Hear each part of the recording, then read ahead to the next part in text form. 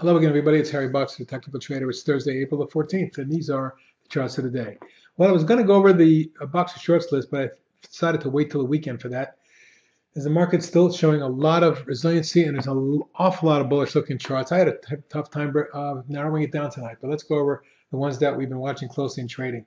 AVL had a good day today, jumping from 930 to 992 before backing off. It was up only a dime today, but still the unbelievable pattern that I like here continues in a very strong, solid rising channel with my next target at 11.5, and then beyond that 14-15 zone I think is going to be potentially doable in AVL.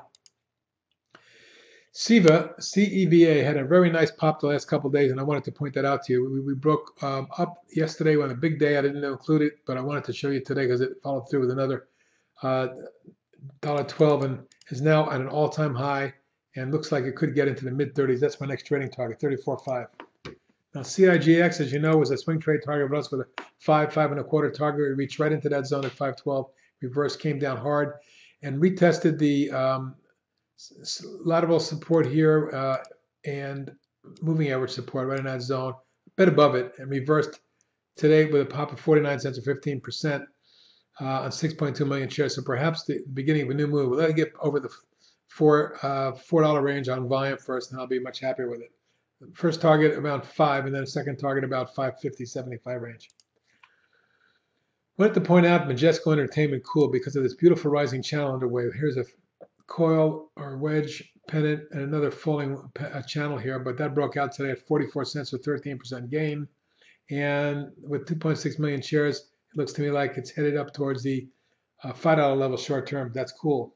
ESLR may have broken a key downtrend today and yesterday with a 2-day high volume surge that took it from about $1.25 up to $1.94 today's high. Now that's resistance right there, and it did back off late in the day, but held the 50-day. So I'm looking forward to additional upside to get it to about the 245 range.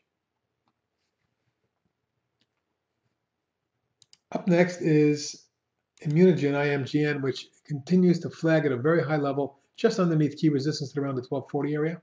Closing at 12.29 today, up just 18 cents, but I like the way it's developing, and I'd look for a breakout and a thrust up towards that 15 range. That's my trading target for IMGN.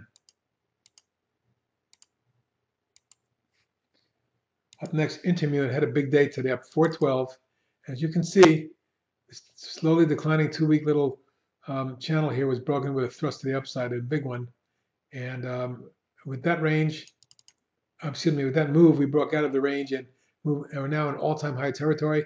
I'm looking for this thing to move into the mid-50s and then maybe high 50, 60, 58, 60 range for Intermune. MCP, another beautiful rising channel similar to AVL, as the industry leader runs from about the 40.5 range all the way up to 73.65 just in the last 4 weeks. Beautiful run, and that may continue, as right now I'm targeting 90 on the stock. 90, high 80s, 88, 90 range at the top of the long range channel. Low price Mad Cats held very nicely on the pullback to the trend line and 21-day moving average and bounced yesterday with a follow through today, up another 15 cents on 2.5 million. I'm looking for a thrust. If it takes that 239, I expect this stock to maybe spike up and get up towards the 3 3/4, 4 range for a nice little percentage move. Big move on Moby today, up another $1.59 from 12.60 to 14.66, up 12%, but more importantly, new all-time post-IPO highs, and now I think it accelerates into the 17-18 zone. QIHU had a big reversal day today. That was a recent IPO. If you take a look at it, you'll see that 7.1 million shares up 345 or 13.5%. This falling wedge was broken with a thrust. I'm expecting it to continue to test this snapback high around 31.5, secondary target at around 35. Rediff had a very, very nice move with volume today. And what we saw here is a breakout and a move that's taking this thing up towards the $9.90 high to retest that very shortly, but we may very well accelerate and move up towards 12 pretty soon. Like AVL and MCP continuing to move up in a nice channel. Looks like a test of the 1795 area may be forthcoming, and that's my short-term target. If it gets through that, I'm looking for 19.5. SHZ, another stock in that group with a nice channel, popped, coiled, broke out, and now has got a little bit of a pennant pattern. Next, we test 775.80 area, and we get through that. Look for a move up towards the 9.5-10 zone.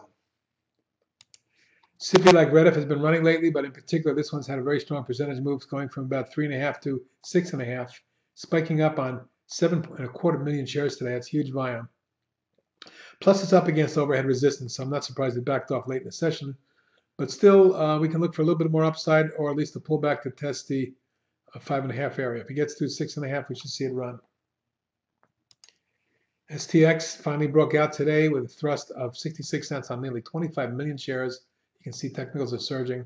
More importantly, key lateral price resistance going back a year and a half was taken out today.